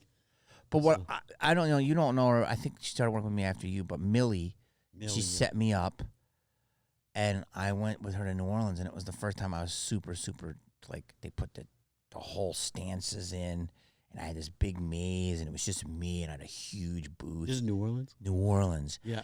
and I was guaranteed $5,000, and I was like, that's a healthy guarantee. And I mean, this poor company, if I barely made it back, I think. And every night I'm like, well, and then like I had this huge thing of line, and I would have like 2 people at the most in it. And I'd have a guy just, you know, like to walk up, like I was like, you'll get here soon. Like it was just way too big for me. I do love it when they put that out, and it's. I know. There's no. It didn't show up. And no one showed up. And I just said, we're going to go out every night, girl. So we did. We went out and just ate the best food and drank. And I was like, but that was one of my last cons. Was there a population in that con? Yeah, that was the first time I saw some of the Avengers. And I said to myself, this is going to be smart. But they had a humongous show up. So when Avengers were showing up, I was like, okay, this is changing. But then after that, I would get small offers, and I was like, I'm just not going to do it. So I didn't do it. Right. And my new agent called. But at the New Orleans con, I'm saying. Yeah, because of that. Was there? They were there? They were there. Okay. So what I'm saying is, it got. I went to London that summer. It was okay. It wasn't crazy. And I was like, I think I'm just going to wait, you know. But then post-COVID went bananas. So I ended up doing like 6, then 10, 14. Last year was my most ever. Was good because people were 16 last year, itching to go out, like nuts. Everyone. So they're like, "This is great." So much, much more of the money than ever. Yeah. So you'll go. If like, I don't want to talk about your money, but you got to make it worth your money. Absolutely. But like when I started, you know, I wouldn't make it. The worst I ever did was $5,000 in a weekend, and that was still, to me, it was great money because it's just $5,000. It's amazing. Yeah. It's a blessing. So, but I've gone better, much better since then. But would it kill you if you did a show and then did stand up that night? Like I've done it. Right. Is that like? I would do it. I did it in St. Louis, and it was nice. It was an intimate crowd, and that's when I was with Chris and Stacy. And then I did it. Sean got me some other ones, and I did it last year in Albuquerque, and I had a whole separate theater. That was great. I did it for Spencer. He has a con, and I did a separate show. That was great. I did it for Scaradise. So I do them. But I'm saying, are they related, or they'll just let you? Some it's hard because you're on the floor and the guy's like selling, like literally tickets? He's selling like like loud screamers or clown shit, and they cornered off this part of you to do the show, but you can still hear that shit. Those are tough. Oh no, I would the con. I know, but I did it. I'm just talking like you call up a stand-up club and say, "Hey, that's different." Paulie does that. Yeah, I could do that. Would the convention be upset? Like, no, you're making money. So in Denver, Paulie did the con, and then at night he went and did the clubs. Right. But that's good. But is that too much work though? Is that like you'd be dead? 2 shows. Yeah. I mean, for me, because I've been fortunate. Scream is so popular that I stay late, and I'd rather I'm kind of dead, bro, because of the. It's entering action. Could I do it? Of course. I do a theater show or a small club show I've done. I don't mind doing it, but I'd rather just have a great day and then chill. I'm thinking some of these bigger ones, the big ones that are really draining because they're giant. Next year, because I'm getting, look, it's gray hair. I might just say one day only, but still be there. So I could just chill out in the hotel room and be like, I'll come down Saturday, a little bit late, but the whole day Saturday, and that's it. You know what I mean? Like, dude, I was just talking about this on this week's pod. Because the same amount of people will come to your table. I know. Because if you're there all 3 days, they'll go, I'll get him tomorrow. It's like, well, I don't want to really be here tomorrow. I'd rather just. But see, you're in a way, it's different. It's good and bad for you. Yeah. You're lucky because it's your own thing. Yeah. You don't ask for a guarantee, which I don't either. Yeah. And you can kind of set your own hours. Right. Now. Yes. If you have a scheduled photo op, you have to go there. You do, yeah. And you have a scheduled panel, you have to go there. Yeah. For me, when I would do them before Scream blew up, I would just kind of show up. My agent was like, okay, just try to get there at a good time.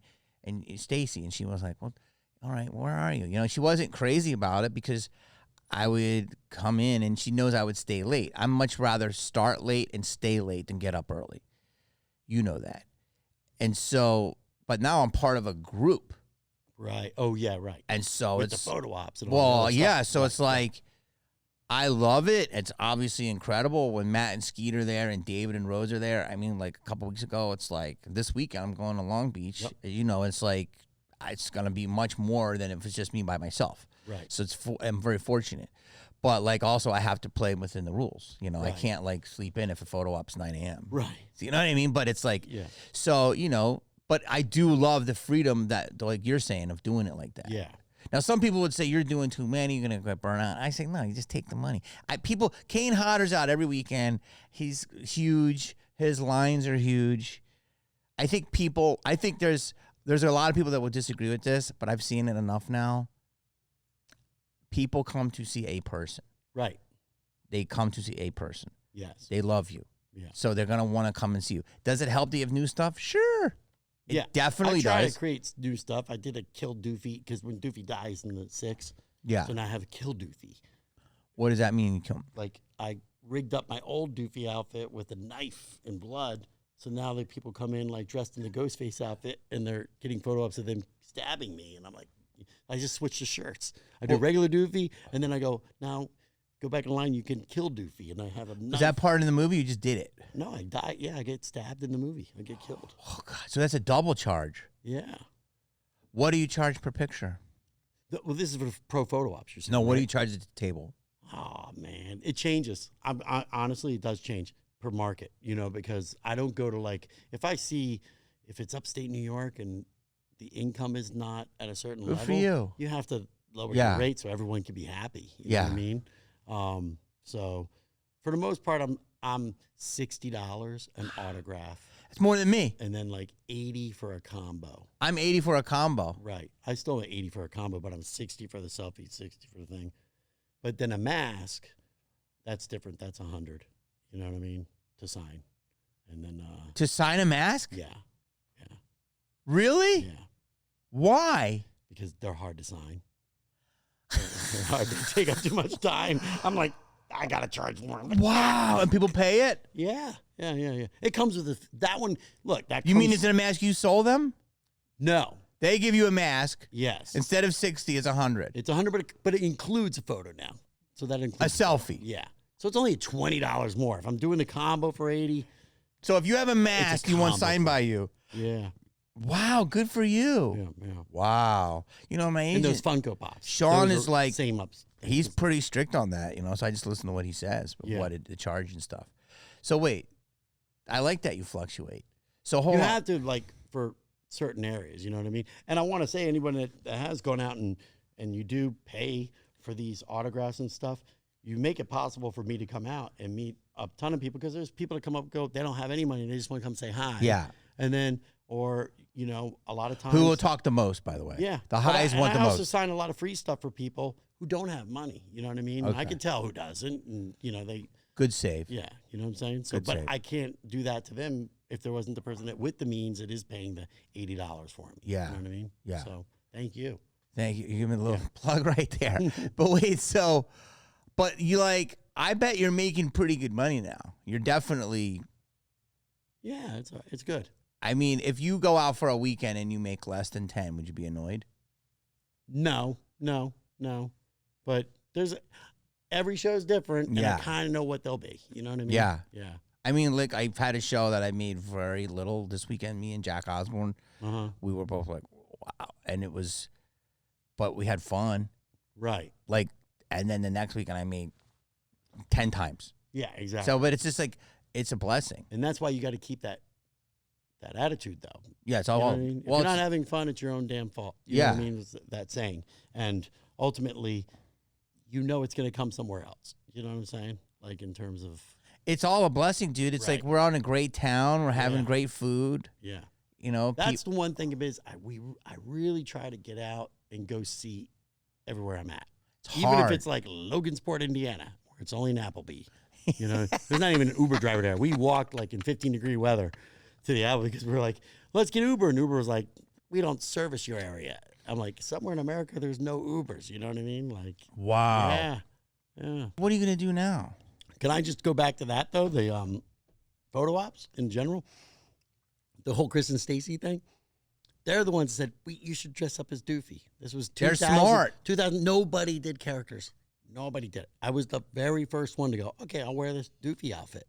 Nobody. Now you go and it's like Kane is in, thing. Bill Mosley's playing Chop Top or whatever. Everybody's wearing the outfits and stuff. Yeah. I was the first one. And it was so like, what the fuck is he doing? I walked by Gary Busey's table and he didn't know what was going on. And hey, darling. there is a video. There's a YouTube video of me with Gary like wanting to get his autograph. I'm like, I need your autograph. And he's like, okay, yeah, what's your name? And he's like, hey. And he's like, what's the vacuum for? And I was like, yeah. All right, oh, yeah. No way. Yeah. Oh. Yeah. Wow. So he had no idea. He had no idea. And the guy that was at a table was videotaping it with the phone, and it's on YouTube. It's like went viral way back then. So kind of funny. So do you think we can make a comedy again? New comedies? Yeah. I love the B-Rad idea. Well, that's a great I think it's something that they want. Do you know who I kept pushing is Juana Man. What was the Miguel. Yeah. Whenever I see him, because he's crazy one, I go, bro, you need to make another one, right? Juana won't, yeah. Right. But now it's like, now it's really happening. Like it's I know. Like, it's like there's like 2 basketball players over in France right now that are like there's a guy, they're like MVP. He's 6'3". Yeah. And they want to hire him to come to the WNBA. Yeah, to come from France, right? Yeah.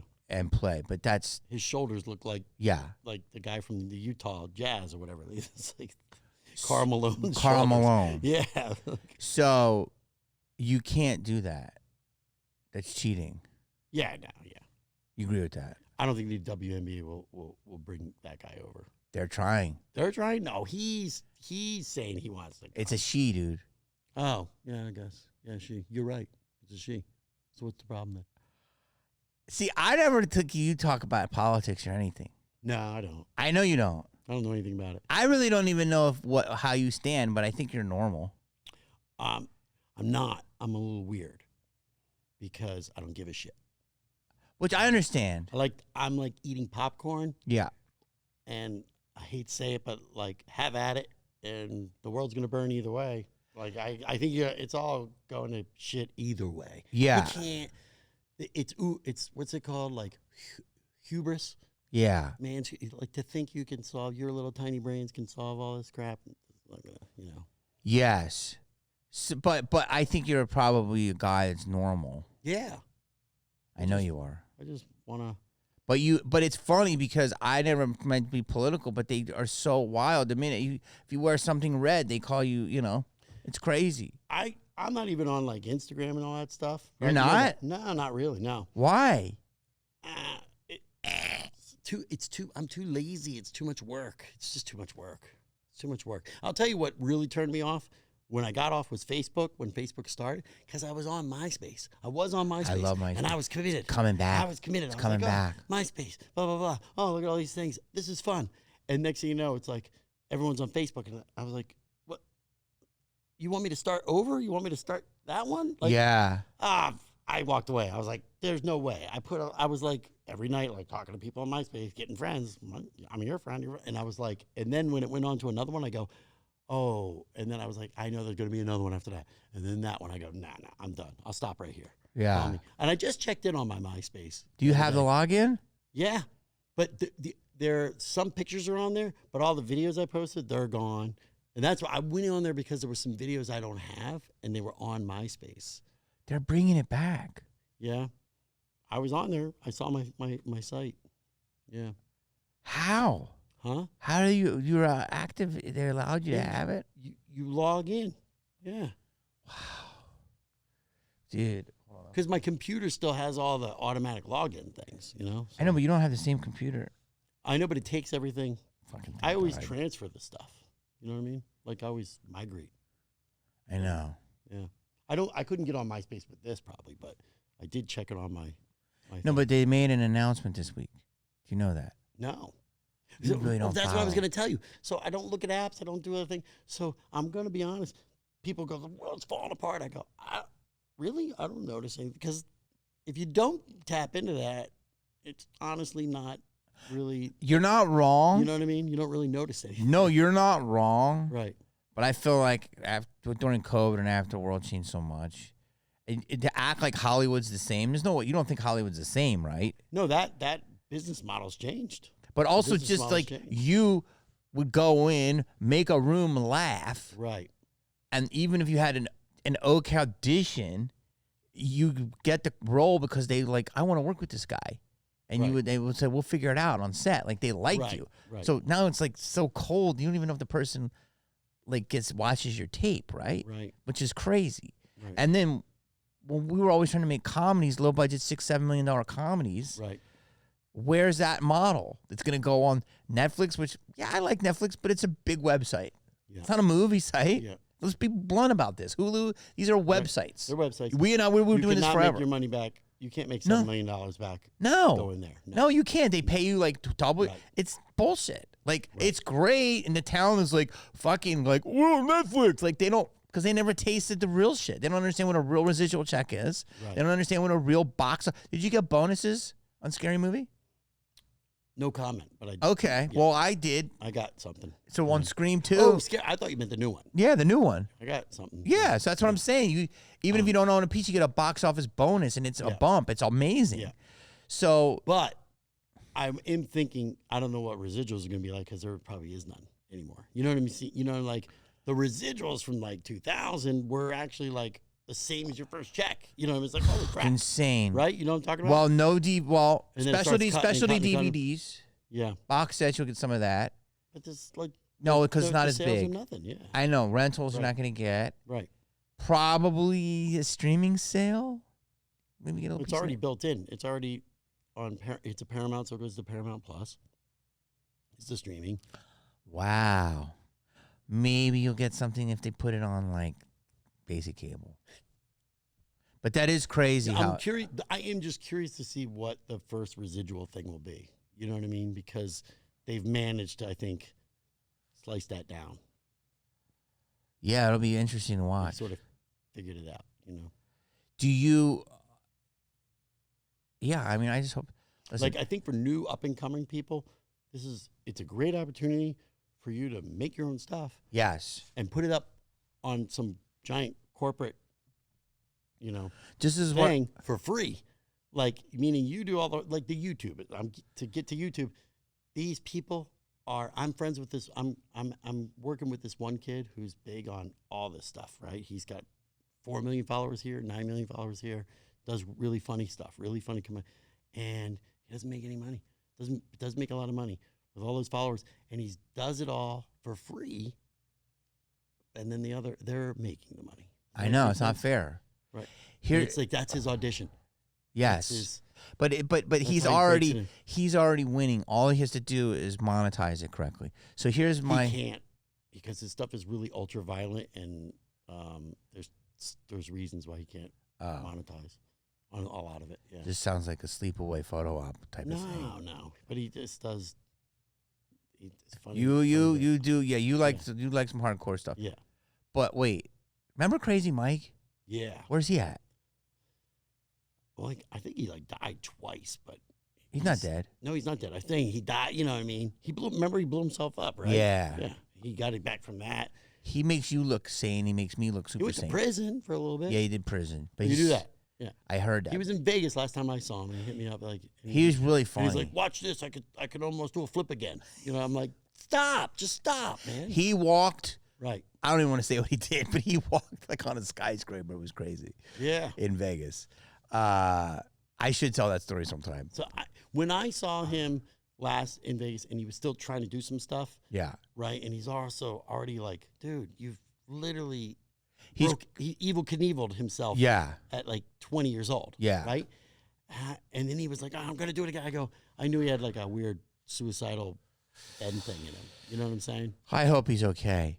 I just want to go back. It's almost impossible to think he's going to make it to. No, he's done so much. Yeah. But I'm just telling people that as a reference. If we have experience with a lot of things. So if the follower, here's what I was telling you about the business. The business is... That's why I love that your movie did so well, because it's a piece of real IP. Right. Everyone should get paid a piece. I'm so happy that Marlon and the family have it. And, to me, Obsession is the greatest. Here's why this summer worked for me. Obsession, Odyssey, Spider-Man, and Scary Movie. Those are the 4 benchmarks for me. Right. Do you know why? Why?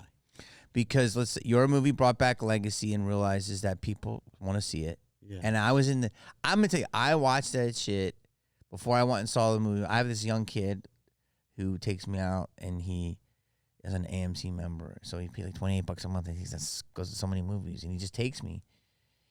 And he's a big YouTuber. And I was like, dude, Mark. And he's like, come. So he took me to the Ryan Reynolds Rock movie. Like, I didn't even know that book or whatever. And it was, he talks to a rock. It's Hail Mary. I thought he was like a rock star. No. And it was huge. That's what Hail Mary's about? Yes. It's an astronaut movie. Yes. But it's he talks to a rock because he's so lonely? Yes. It's a whole story. Pet Rock in Space. I don't want to tell you Pet Rock in Space. But it's so original, and it's so great for the business. That's another one that's a benchmark this year. So it's original, right? It is based on IP, which I didn't know. I'm going to let you go. And then... That's why he was throwing the football through the thing. Yes. I got it. Okay. So there's that. And then there's your trailer came out, and me and him and like a third of the theater were crying, laughing. I was laughing. I was like, dude, this is so funny. And you could see the other uptight 2/3. Like, I saw it at the Grove, and people were like offended at like, she heard the subway shit. It's just so funny, right? But then Odyssey is based on, obviously. I got in trouble on that thing. Why? That subway thing. So I'm Ghostface in that, right? Yeah. And then we had double duty. We had you're the subway Ghostface? Yeah, I'm Ghostface in the movie. Yeah. So you did a lot of the stunts. I did the kills and the voice and the funny stuff, and then there were stunt doubles. There was one I showed my college. I had 8 stunt doubles one day. I showed that to Kane. I go, "Am I a diva?" Because I did there were all that John Wick stuff was not me. I can't do flips and fights and stuff like that. And the same thing in the first Scary Movie. I didn't go through the window, and I didn't go down the staircase on the wide with the piano. So you do a photo op as Doofy, and then it's Ghostface, right? Sometimes Ghostface. Sometimes. You got to do it. You got to do it. You got to do it. I do it. No, you got to do it. But I don't do it at all because it's sort of like it's a lot to pack. You got to do it. Yeah. I do the was up one. Lee kills it literally. Yeah. Okay. I'm doing one it's called GeekedCon. It's coming up. Geeked is in Shreveport. Yeah. Have you ever done it? Yeah. Is it good? Fun. Okay, I'm doing that one this When I did it, weekend. I broke it's one of the early cherry breakers. Okay. It's great. Good, I love Louisiana, but it's going to be 1,000 degrees. Yeah. Oh, yeah. Well, I'll be inside. A lot of mosquitoes. Yeah, but you go outside. Anyway, go ahead. I sold my mosquito collection, so maybe I can build that back up. So wait, so why'd you get in trouble? Oh, so there was a little person. There was an Arab, There was a Hasidic Jew guy and stuff like that. And they didn't have it. They weren't saying anything when they went up and stabbed. They all start to stab her, right? And I kind of back out. And so on a take, I go, "Oh, let me give you some lines." I was like, "You want to be like, put that near your mouth." Yeah, you got to be like, I'm not a little person. I'm a midget. Midgets are cute. Girls like to fuck midgets. No one wants to fuck a little person." That's what he was doing, right? And I was like, the Arab guy you go up and go, So you gave him these ideas? Lines. Was they cool with that, the director? No, wait, they did it. and Mike comes running in with his headset, Mike Tides and Marlon. And they're like, "What the fuck was this? What?" And they're like, "Who told you to say these lines?" And he's like, Dave the Ghostface. And I'm in the Ghostface thing too. So I'm like, I'm like underneath it, I'm going, "Oh shit. Like, what do I do? Like, I can't hide." Yeah. I was just watching because I'm sitting down on the subway. And I was like, and I thought it was great. I go, "Oh yeah, this is fucking great." And they're like, "What the hell?" And then Rick Alvarez, the producer, and Marlon, they came to talk to me and said, like, "We can't give them lines because that's like it pushes them SAG, 100%, dude. They're extras. So just so you know, I know. How do you not know that? You forgot. Yeah, I forgot. Yeah, you can't because then it's like, they have to pay them a whole thing. Yeah, I thought they were already getting paid enough, But it would have been funny if you did that. Right. And then they put an actor to do it. Right. They could have put the voice in later. Yes, they could do that. But, oh, God, that's funny. But I wrote those lines. You didn't write it. You just told them to do it. I told them what to say. You just came up with it. Yeah. Bro. But I didn't know they were going to get in trouble. So now they're getting in trouble. And I was like, oh, okay. So As Ghostface. yeah. I just want to say this. All those movies, Spider-Man is legacy. It's huge. And Obsession is independent. Mm. And that's all. I love their model. You know the whole story, right? Which one? $750. 750 grand? Made in Burbank. Yeah. Why did I think it was 7.5 million? No, 750, bro. Maybe back rooms or Back whatever. rooms is that. Okay, it was like 10. 10% higher. And, 10% bro, more. Yeah. It's a good movie. I haven't seen it. that's the That model. one I could tell it was good on the base level of the script and stuff like that. Well, Obsession's incredible. Yeah. I'm going to watch But it. I but have it on the just the stream. model of what we want to do. Yeah. Like, and obviously that's an outlier. It's one of the biggest movies of all time. Yeah. But it's like, even if you just made $2 million, everyone's happy Right. because it will find. Yes. If it's a good movie, it will find an audience. Yeah, because what did that end up? It's all. Happy It's gonna go to 500 million That's crazy. Good for him. worldwide, bro. Yeah. 500 million, and they Yeah. can't hide that money, bro. Yeah. So this kid just set himself up at 26, Right. but he was, like you said, working his face off. Right. On And YouTube. it's all he did. Right. So if it's a great time to be a creative person, Right. and it's just you have to make sure you If can you're make young and you can put that time into it. yeah, just and do make it, something you know? with your budget range, Boundaries. and Yeah, keep your yeah, yeah. expectations very low. Yeah. That's it. You gotta have a creative story. Yeah. And then everything else takes time. So tell Do the people edits and stuff. it's incredible. Listen, dude, I love you, man. It's hard to get you here, I know. but you are busy. I'm busy. Yeah. Yeah. So will you want to promote anything? No. No. I don't. Does it air? Is it live? No, Oh. I should do that. I like to promote that I'm a good father. And you haven't seen me as much as I'd like He to be really around is. more. I also was raising. He a couple kids. raised. I realized that was a window. You know what I mean? He really did raise some amazing kids. Yeah. You did. What do you say? Go was by your like- window. Yeah. I was a Cub Scout master. I was a Little League coach, the soccer coach. I even became a wide guide master. Wide guide is my daughter couldn't get into Girl Scouts. I didn't know you couldn't get into Girl Scouts, but the Girl Scouts or Brownies or whatever was only limited to like whoever they wanted in. It wasn't this thing where anyone can join because the mom who was hosting it at the house said, I'm full. I have 10 girls. I don't want any more. And we couldn't find a place to get her in. And then somebody said, if you go to the YMCA, they've got ones where the dads do the girls. It's like an Indian thing, and it's called the Wide Guides, right? Wide guides. Why guides? Yeah, like the YMCA. Oh, guides. wide guides. Yeah, Okay. and it was like a book, and it was Indian stuff, and so I was like the tribe master of like a bunch of little girls with the fangs, making like beads, and I mean, I was like this. Sounds like a movie. Sounds like a comedy. And the other dads were there, and yeah. So you 'Cause became it's only dads and their daughters. daddy daughter, Right. Girls. It's daddy, daughter, Girl Scouts. and you got your daughter in as a brownie. Yeah. Now your son is going to Choate on a scholarship, Yeah. and your daughter is at ASU. No. Oh, she went to UCLA. Yeah, UCLA, yeah. That's funny you called it that. It is UCLA. That's what, It's University of Caucasians Lost Among Asians. yes. Cry exactly. about it. Exactly. And did she get a scholarship? Probably. I don't remember. But now is she done? She's going over to Italy. She's doing like the semester in Italy in a couple weeks. And she wants to be an influencer. I don't know what she wants. But she You could seen a be. picture of her? Yeah. Yeah. She could be. Yeah. She's very She wants stylish. To be she's doing political science Yeah. and communications. She's really smart. She wants to be one of these news talky head people. Yeah, I mean, like You know she what I knows mean? what she wants to do. Right. And it's like you raised two Right. wonderful But she's children. going to go be a lawyer first. Yeah. Because they're all lawyers. But I thought you wanted to influence too. An influential lawyer. Yeah. Oh, she just But I want you to say that to the crowd before we go. do what? You stopped. You didn't stop, but you worked more on being a dad than you did your career. Yes. And now, Yeah. Now they're out the door. so now you're going to go crazy. I'm back. We're back. What's up? Probably logging in because I coached the lacrosse team too in high school. know. You know what I mean? They must have. They eventually found out. They didn't even know. They didn't know until the new movie was coming out. And I'm on the bus stop, and they're like, what? They had no idea who their lacrosse They're coach like, Are was. you that guy in the thing? You go, what? You're like, dude, that's so funny. that was funny.